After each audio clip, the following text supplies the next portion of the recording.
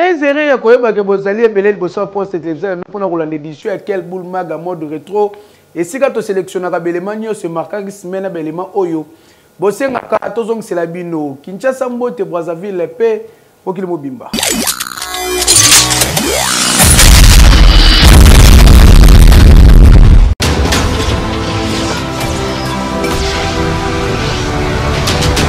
La quelle boule magale le pour nous que lundi bolanda ki ndenge ni artiste Fergola abeta concert kuna na Belgique bolanda ki retrait ya Rwanda na SEAC pe ndenge ni na tseleba bomaki mutu likolo ya 500 fois congolais ko kamwa bozo ba détail na ba reportage oyo.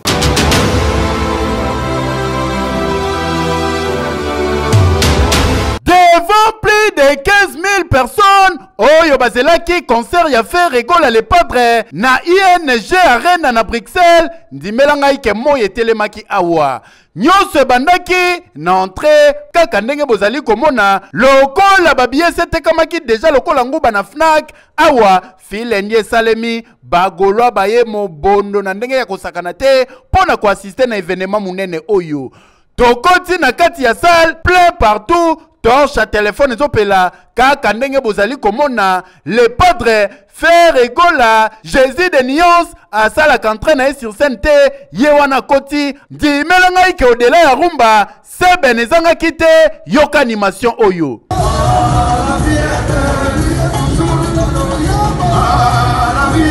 Place aux invités Soleil Wanga Matakate yewana mati écriture chinoise betami awa.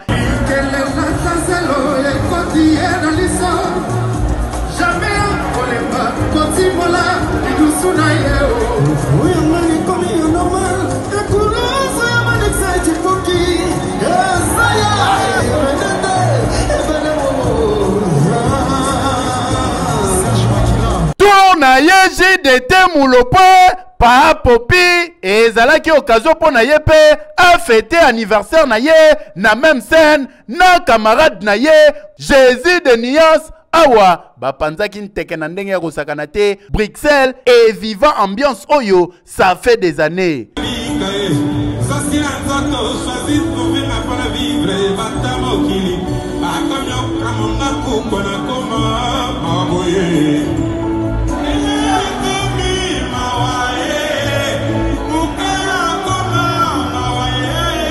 Comment na bagolo ambiance ne sengo yo babimi na yango awa et la kisike très prochainement 15 000 on dirait zamouke.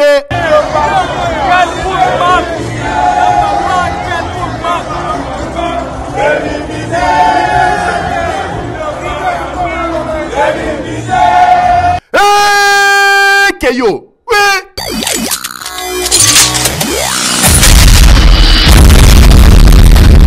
Rwanda moteme suki basiliki balobi balongwe la bango ko appartenir na SEAC oyo ezali communauté des états économiques de l'Afrique centrale kutu gouvernement na bango et sali communiqué PCAC ezui acte nyonso ebandaki na 26e session ordinaire ya SEAC oyo esalamaki samedi 7 juin na Malabo capitale ya Guinée équatoriale et sika ba chef d'état pe ba gouvernement membre ya SEAC ba participaki tomonaki pe présence ya numéro 1 ya ba congolais chef de l'état Félix Antoine Tshisekedi Tshilombo yepe azalaki parmi ba participants ya ba assise oyo kasi na 26e session yango esengelaki Rwanda ezwa présidence ya SEAC mais esalamaki bongo te après plus de 3 heures de séance à huis clos nde ba membre ya SEAC ba décidé que Guinée équatoriale et continuer kokumbela masolo ya présidence ya SEAC Rwanda ekoki décision oyo te lokola bazalaka bato zuwa na keto nde ba claquer porte babimi balobi balongwe la bango kozala na kati ya SEAC kasi na communiqué gouvernement ya Rwanda esali mingi bazali ko accuser République démocratique du Congo que bazo instrumentaliser SEAC vu situation sécuritaire oyo mboka ezali kolekisa na partie est na yango ndenge ba M23 na ba Rwandais bazo attaquer partie est ya République démocratique du Congo kasi na nyonso oyo Fachi Betwangani asali na ya telo côté Rwanda bango moko bakomi ko se sentir mal à l'aise bisika nyonso RDC zali bango bakomi ko sala makasi pona ko se retirer bazanga sonien eki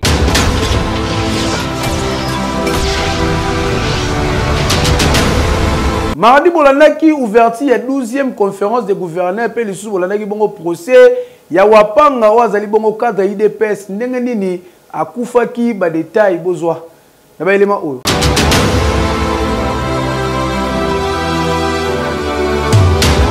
Ouverture ya 12e session ya conférence des gouverneurs et salami na ville ya Kolwezi na province ya Lualaba mardi 12 juin. Et si ka chef de l'État Félix Antoine Tshisekedi Tshilombo a pesi lego ya ba 6 oyo. Ba gouverneur ya 26 provinces oyo ezali bongo ko constitué ensemble ya République démocratique du Congo. Ba zalaki wana pona ko débattre sur ba enjeu majeur ya développement national. Kasi na masolo oyo ebetami awa système ya santé na RDC Mobimba nde ezwi place centrale. P ba définir santé lokola facteur ya cohésion sociale P ya développement durable ya ba province ba 6 o ezali ko viser ko renforcer partenariat entre pouvoir central na ba exécutif provinciaux pour na ko bâtir gouvernance oyo ezali bongo centré sur bien-être ya population. Na discours d'ouverture chef de l'État Beti Sete Makasi et Sengeli co-investir na modernisation ya hôpitaux na étendue ya territoire national. A sengi pe lisusu co-finaliser réforme hospitalière pe co-promouvoir partenariat public-privé na secteur ya santé. Yango couverture ya santé universelle ezali acte ya résistance sociale surtout na ba zones affectées et sika ba structure ya santé koma ya kobeba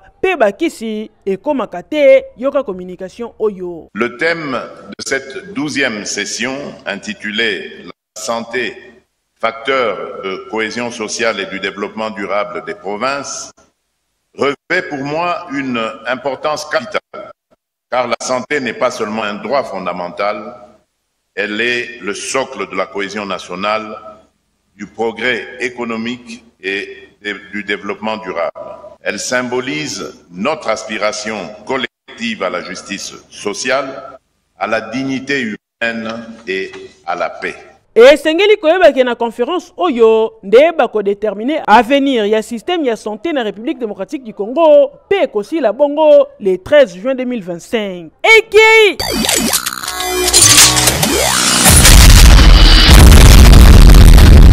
Justice ya République démocratique du Congo ezali kolandela koyeba circonstance nini esalaki ke wapanga atika mokili se devant la cour batu bazali bongo traduit en justice ezali bongo 10 personnes oyo bozali komona na même audience babengisi mwasi ya wapanga apesa version de fait ndenge nini bakangaki mobali na ye boyoka ye.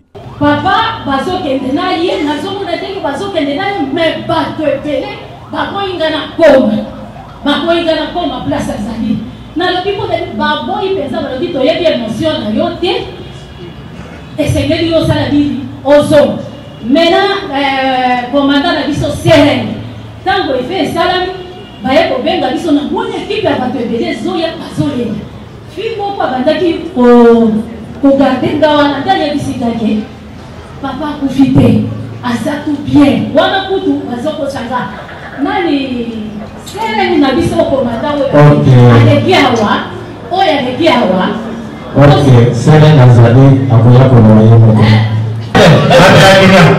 Zandra kimia même pas lever le micro zonga na nzela komanda ya la police oyo ayaki intervention po na kobotola bongo wapanga na maboko ya ba agresseur na ye yepe éclaircir boyi tanga kutinga komanda boni na di nganga zakia wa ozatu bien nikolebele na di nganyoni boni ote na joko tambola na mabele na tala mabele sava abini libanda abi komanda basalite oyo babwaka kawa yozwaka combien nalobi nazwaka eloko te wana yakolaki yo otondo Caméra ya quel boule ekititi na résidence ya wapanga esika bozali komona Attitude Matanga mutu na mutu avani na kwa na ye ezolakisa pasi bazali na yango kobungisa ndeko na bango wapanga na circonstance oyo biso nyonso toyebi kasi bazali kojire kaka na justice esala musala na yango po bato oyo basali ku oyo na bacommanditaire soki bazala bongo traduit en justice bazwa mbano na bango yoka bango puisque tango bango bakangami parmi baoyo bakangamaki en tout cas baza na déclaration très coriace oyo babimisaki bao wana baye kosala ye bitumba ya lolenge wana pona nini bawelelaki nini. Comment est-ce que vous pouvez vous comporter violemment comme ça na personne ya mutu? Affaire à suivre. Ekei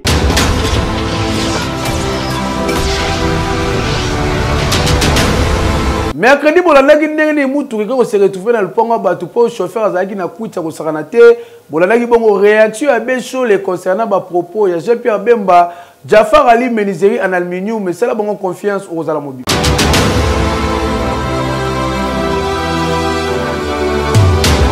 Accident de circulation esalemi awa na avenue de la Paix na commune ya Kisenso non loin de la Marraine bondi belangai ke voiture oyo Toyota marque IST e bande kwa na vitesse ya kosakana te selon information dozui mutande ko kumba azalaki na kuiti vedi abetaki mwa kelelo aboaki bière asangisa na ba whisky tangu azoya yekutetali ete azoni ata accélérateur net kaka la filme aye kosilisa course awa imaginez alongwe likolo kuna na makadam aye ko se retrouver na lupanga bato awa abetani mutu ke finene bozali komona heureusement kutu akufite tangu bato babimi loko le événement selemaki na ine pona kolandela ba vérifier mutu kaboye ba kuti milangi ya masanga neti kaka na ba ko kamwa yo communication mutu kango uti le roi avion et le roi d'adresse ya so ya mutu ka voiture et comme le roi avion to éviter so pourquoi qui o so ki ndenge nini o to kaka ah deke ndenge na mire wana ne mobile na ngai ko kima bima kuti na kati abandi ko bela Jésus ennemi salemi à partir de 1h du matin wana bato so balala ki tant to lali to ka bouillir ya makasi. Et pour y makasi toyoki détonnement ya mutuka uti likolo na presse de kwe koto na lopango. Et pourtant tango kwe bato babimi to bima tokotaki moto azaki en état de piété na conduite. En tout cas na code de la route balobaka bois ou conduire. Na nyonso mibale il faut reponner le moko. Soki omeli kokumba te. Soki po lingo kumba komela te. Donc oyo ezali interpellation na ba chauffeur o bazaka na système ya omeli bimela mela olinga ko kumba omoni esika mninga ko silisa course ba chauffeur ezaka nini ngona bino soko biko meli fanda kokuma mutuka te zwata moto zonga ndaku pona ko éviter makambo boy heureusement ko tokufite ebongo so kufaki na minute oyo tobeta masolo mususu tala mutuka nde baby ya bowela nini yango keyo oi.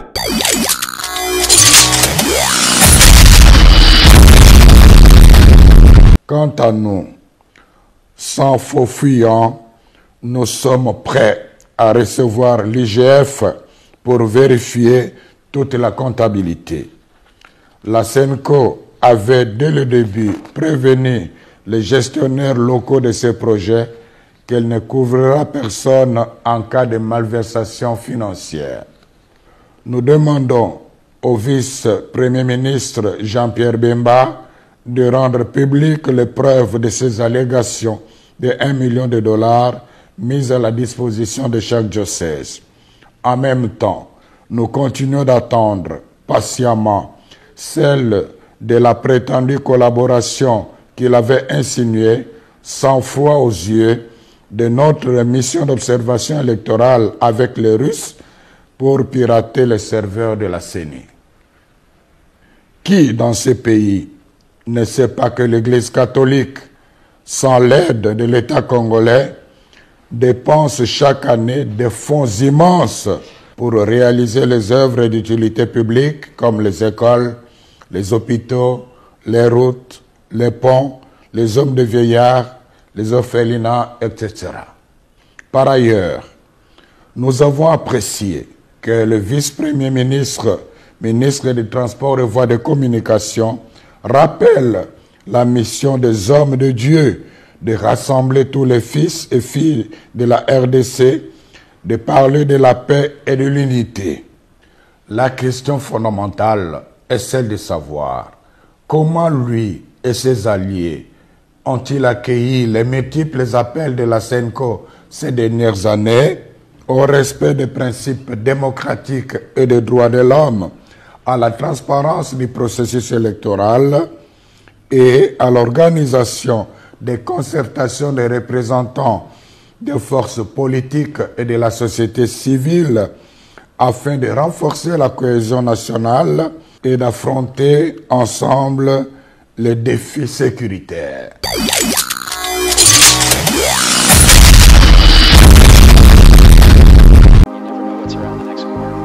Bana Kinshasa et bongo bana ya poto lelo ya kosamba te bondi melanga États-Unis d'Amérique kitia wana Kinshasa wana Jafar Alu, c'est-à-dire Jafar en aluminium, bazali bongo spécialisé na menuiserie en aluminium. Jo pe motozali na posa ya ndako na yeza la kitoko yo wapi lokolo lulaka bandako ya ba américain to pe ba nigérien. Jo pozali patron ya ba entreprise. Ozali na posa ba bureau na elata ba lele ya sika. Ezala bien équipé yaka na Jafar Alu ya kosamba te. Fabrication ya ba porte et bongo ba fenêtre et bongo ba garde-fou. Na ba ben vitré ya kosamba te. Bomona kaba meuble cuisine, c'est-à-dire ba cuisine moderne local États-Unis d'Amérique. Wana Jafar Alu bazali ko bete yango dada ya ko sambate. Po na mbongo ya mukie bato balulinda kona yo. Nyonso bazali ko salela yango mire rideau na cloisonnement bureau. Nyonso wana Jafar Ali mo salezo kende kitoko yo wapi. Bana Congo bana poto États-Unis ekiti na kati ya Kinshasa. Lelo nae ko présenter bino Jafar Alu. Tozo fabriquer biloko nyonso en aluminium pona banda kuna bino na ba bureau tel que ba porte, ba fenêtre, ba garde-fou, ba mur rideau, ba meuble à cuisine na cloisonnement ya ba bureau. Pona ko pe sa valeur pe beauté ya banda kuna bino bosalela aluminium ya qualité. Na lobi bien aluminium ya qualité na Jafar Alu. Tena ka kandengo moni dépôt na atelier zali bien équipé. Tunanga nini opesi kaka mbongo na yo kaka na mbongo wana transport ya matériel eza na kati. Ba ye nango ti na kati ya chantier waso. Okani Cécilie tete ba bandi pe ko poser tala elonga yenga ye. O tuninga adresse zali place ko bunga te ezomi na avenue Saint-Christophe numéro 1439 référence OVD tozabongo na commune ya Limete Funa. Tolo balisusu nini jaboye biso nyonso toweli na Jafar Ali pour que banda kuna biso ezala bien équipé. Heke yo.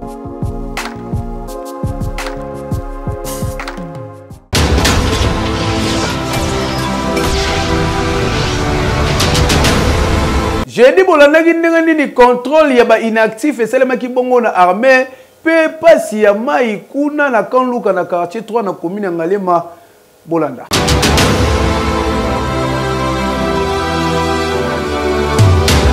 Dossier ya contrôle ya ba inactif na armée déjà babandi contrôle na inspectorat général ya forces armées de la République. Bati jeune garçon oyo maboko na kombo ya Moïse Zam. Garçon oyo ndenge bomoni eboye aza na dossier ya ba orphelin kasi aza orphelin te. Papa aza vivant, maman aza vivant. Bakangi ye pe babandi kotuna ye dossier oyo ozwi yango wapi ya lobi ngate papa mutasayela kingai. Papa ngo yeyu aza colonel. Colonel Zam Kasongo Dieudonné nde babandi ko interroger ye. Musala na bango ezalaka ko sayela bato ba dossier ba mama mususu babimaka lokwa ba veuve awa or baza na bango ba vrai veuve te na ba orphelin mususu babimisa awa baza ba orphelin te batekela bango ka ba dossier basalela bango ba faux dossier ndenge asali mwana ye oyo bayaka kozwa mbongo chaque mois nde tangu babandi contrôle bamoni yango compliqué babandi kolandela boye pa batie garçon o maboko nde abimisi papa na bango yoka communication.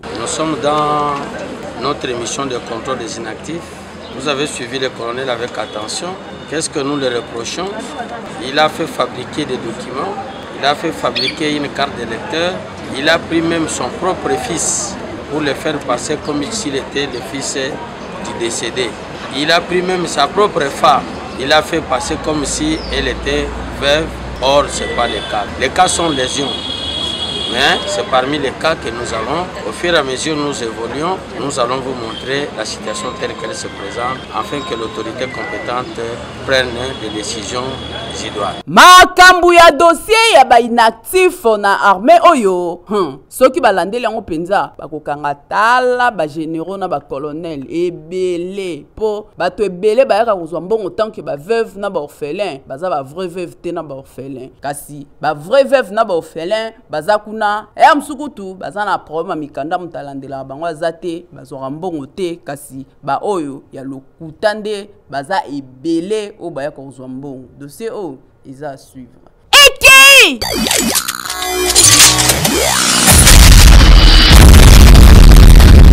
bakonzi ya régie des eaux population ya quartier 3 camp luka na commune ya Ngaliema balobi bazomona ndenge bozotia batiyo na bakartier mosusu botiela mpe bango mai ya malonge ebimaka na robinet mpo kiboumbu ya kokendaka koluka mai ya forage esila.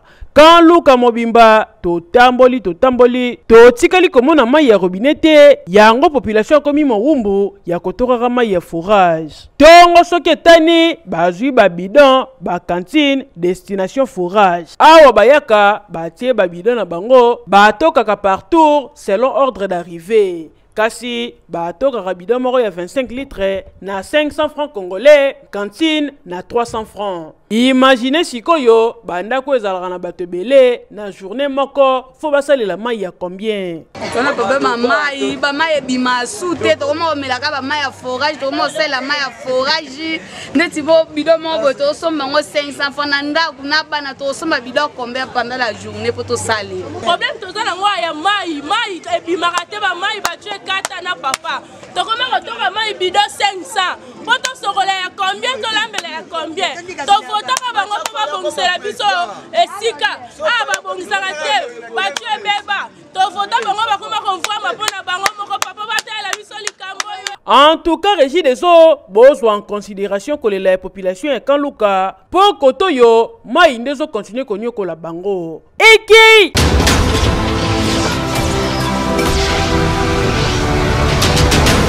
Raconte le secrétaire général ya MONUSCO Bintou Keita naba responsable ya AFC bolandaki yango to laksaki bino pe lisusu histoire ya pasi ya ndeko sifa pe ndeko sagesse article 15 ngenda robeta coup de main na ba chantier avec un pacte d'idéologie bozo ba détail na ba élément ezali sélection ya vendredi.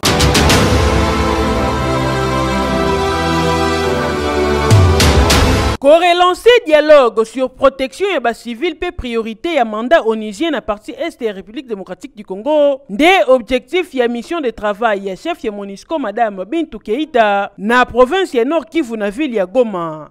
Na cadre ya ba consultation na ye nde vendredi 13 juin 2025 akutanaki pe ya sololi na ba dirigeant ya Alliance du Fleuve Congo M23 oyo bazalaki bongo conduit epai ya Corneille Nanga na ba acteur ya société civile. Réunion oyo et s'inscrire na cadre ya dialogue continu na ba partenaires internationaux pour na koyeba ko evre na paix, stabilité, paix, restauration ya autorité de l'État na STRDC. AFC na tourna ye a réaffirmé engagement ya ko protéger population civile, ko promouvoir développement local, paix, ko soutenir des marches sérieuses oyo ezali bongo kokende na sens ya solution durable liée na crise sécuritaire pe politique. Tika boyebaki États-Unis d'Amérique na Nations Unies bazali koexige retrait immédiat ya baforce rwandaise na baélément ya AFC M23 na bazone oyo ezali bongo occupé na sol congolais. Délai ya retrait na bango ezali fixé na date ya le 15 juin 2025 soki bameki kaka kolekisa délai wana ba sanction lourde ekopesama contre ba responsable ya coalition AFC M23 na ba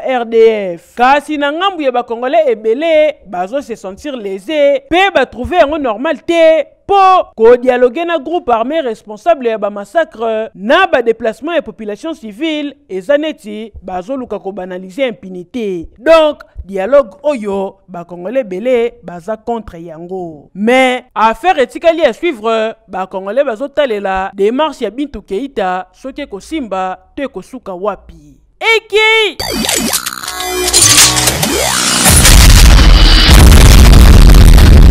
jeune fille oyo bomoni kombo na ye Sifa Belinda, originaire ya province ya Nord Kivu. Sifa Belinda ndenge bomoni boye papa te mama te veut dire azali orpheline, ba parents na ye bakufa na bitumba na este. Sifa avant quitter Goma azalaka victime ya viol pona kokima bitumba ye na tante na ye ba se retrouvera na Kinshasa awa. Et si ka tante na ye ayaki ko découvrir que Sifa azali na zemi après viol na ye azalaki na zemi. Tante abengani ye a changé pe adresse. Sifa se retrouva libanda na balabala kaka ndenge bomoni boye. Après quelque temps na vika ya libanda nda ye ko bota mwana ya mobali Ephraim bomoni na mama na ye boye. Ba se retrouva na orphelinat et si ka bazo vivre na ba condition moko ya pasi na ndenge ya kusakana te. Sifa a expliqué na micro ya quelle boule histoire na ye pendenge nini a se retrouva na Kinshasa yokaye. Je m'appelle Sifa Belinda. Par la condition de vie que je vivrais là, j'étais à l'est du Congo. Là à l'est, j'étais avec mon père. Ma mère, elle est morte. Elle m'avait laissé quand j'avais 3 ans. Mon père, il était militaire, mais il est déjà mort. Je vivais avec ma tante. Là à l'est seulement, on m'avait violée. C'est pour cela que j'avais eu la grossesse de mon enfant. Quand j'avais eu la grossesse de cet enfant, ma tante m'avait dit que non, on part à Kinshasa. Là, on va bien rester. On a décidé de venir ici à Kinshasa, mais j'étais déjà enceinte de mon garçon ici. Quand j'étais déjà enceinte, on est arrivé ici, mais elle m'avait dit que je puisse enlever la grossesse. J'avais refusé. Quand on est arrivé ici à Kinshasa à l'aéroport, elle m'avait fui. Mais c'était une dame. Elle était une militaire. Elle m'avait pris, elle m'avait posé des questions. Elle m'avait dit que je ne peux pas te prendre comme ça parce que c'est une risque. Et puis, elle avait cherché l'orphelinat qu'elle doit aller m'amener. Elle m'avait amené à l'orphelinat qui était là à Kitambo. C'est là que j'avais resté avec la grossesse de cet enfant. C'était déjà de 3 mois. J'ai resté là-bas et puis j'ai bien. Maintenant j'ai 17 ans. En tout cas, situation yandeko mwasi epesi pasi na ndenge ya kosakana te kotala lelo ndenge yo se retrouver libanda papa te mama te tante Sakimaye lelo azolukata un petit rien pour abanda commerce abokola mwana na ye oyo atikali pe koyeba tata na ye te oyo ezali mauvais souvenir ya vie na ye eloko akanaka te lelo na 17 ans d'âge déjà na mwana ya 3 ans na maboko ba parents pe bakenda nyonso oyo pasi likolo pasi ndeko aleli asengi na bato mitema malamu o bakoyoka kana ye batika ye boite basunga ye basalisa ye po situation zo vivre nango ya pasi na ndinga usakana te keyo oui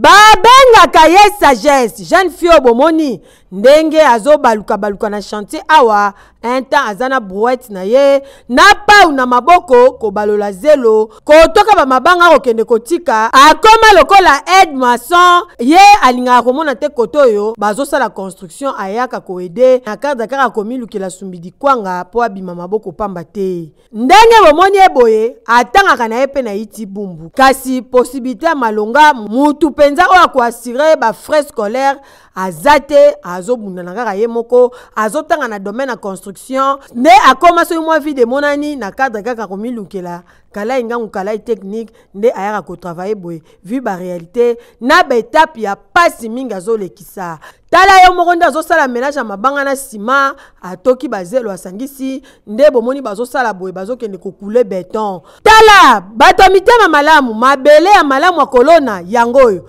tala sagesse jeune fille oyo famille na ye baza na possibilité te ya koassure classe po atanga malamu en tout cas bosunga ye mpona koréalize ba rêve na ye ezalaka yango oyo lobi mpe kokobima ingénieur mpe aréalize ba rêve ya vie na ye ekei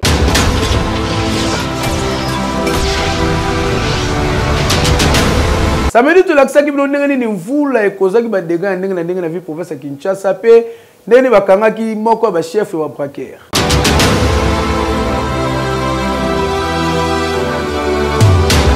Après la pluie vient les beaux temps. En tout cas wana na mikili mususu kasi na Kinshasa soki kaka mvula esili Luka Pirogue tozali na croisement ya baveni Wileri na mo désert bota la bino moko awa kutu pene centre ville kasi mai etondi botala place ocha lokolo ezate mituka kutu elinge kukula population bazoni ya tamai oboyi otiki tolongwe tokomi na commune ya Kalamu awa nde sombele suka bisanga esika gocha lokolo ezate fraternité kinoise ekukuli kota stati ya papa Wemba kuna kutu kolobate batu nyonso bamapangu na bango etondi mai oyo bazalaka na voisin ndako etage baye koyebisa ye mabibishe mama lobi to bata matambula awa to matsa ba valise awa kande bozali komona ba mati ba valise to bimia veni victoire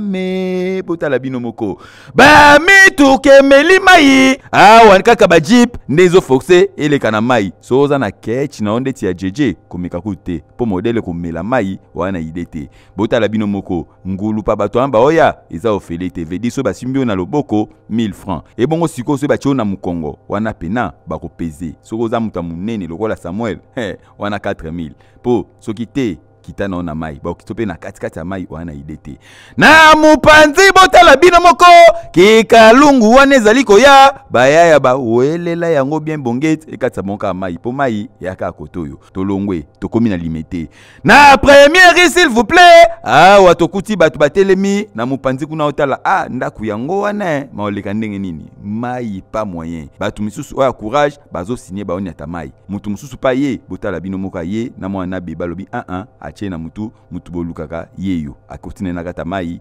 inde tikuna wo mutu kamunene zoya bayaya badiembela yango pokaka bani ata mai te tolongwe tokoti na commune na Bandalungwa Bandal c'est Haïti botala bino moko banda kwa makelele nyonso edindi mai kaka ndenge bozali komona vedi mai makelele efuli mai mai nyonso na kata bandako batwe wo mai yango pe ya jaune kokamwa tolongwe Bandalungwa tokoti sikoyo na commune ya Ngaliema commune na Ngaliema nde place tomoni ba événement ya pasi botala bino moko ndaku oyo bavanda kaka boye mabele ya engloutir batu bazo pikola po babimisa mutu akufi na kati kokamwa ndenge moko pe kaka na ndaku oyo batu baye papa mama na bana balalaki mabele finiki bango bakufi sur place babandi obimisa 1 mama bimi 2 papa bimi 3 mwana kande bosaye komona batu bazolela kokamwa yoka communication. Il faut avoir des maîtrises, frère.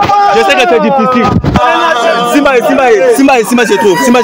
Longa pao. En tout cas na Kinshasa soki kaka mwande mvula ebeti tozanga kate ko assister na badrame ya boye yango totuni na minute oyo bakinois bakotalela nani po bamvula nyonso esala ba dégâts solution pété qui a dit ki beni normal tin ekei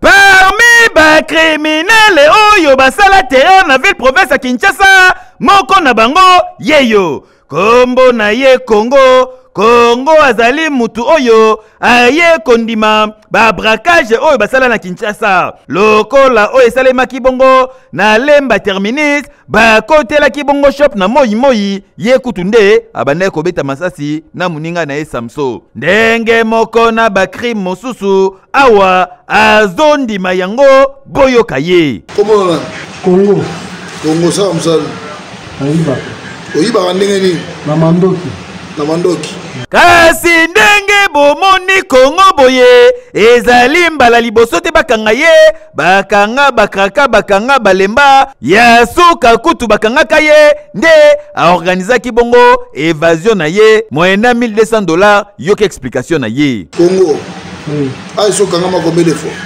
troisième fois tango bimaki na audito bimaki ndeli évasion na ndenge no to bafasitaki yo bafasitaki nga epa nani na fasitaki yo komanda Imoti nani komanda Imoti chef d'escorte komanda nani Imoti opesaki yeni $1200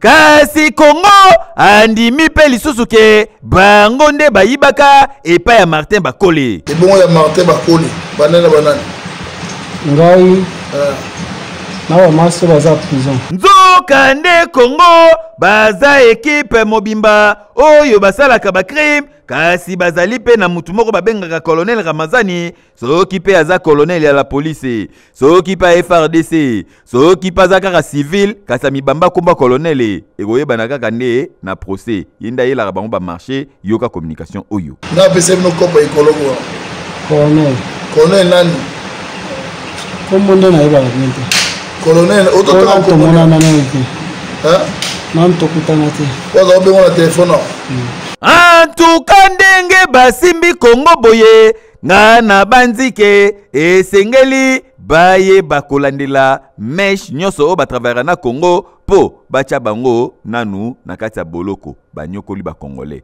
ekomi otambola na Kinshasa obanga nzoka nde bato babangisaka biso bango yo affaire à suivre.